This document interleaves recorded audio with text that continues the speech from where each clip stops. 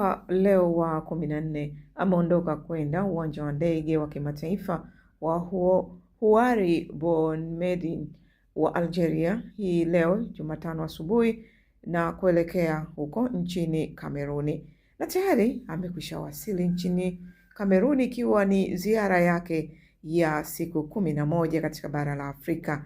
Na tayari Papa akiwa amekwisha wasili katika uwanja wa kimataifa wa Yaounde Ntshimanline nchini Kameruni majira ya asubuhi.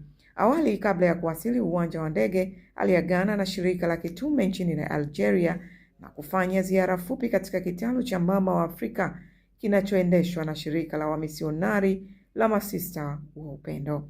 Watoto hao walifanya maonesho fupi kwa ajili ya Papa kisha akawasalimia.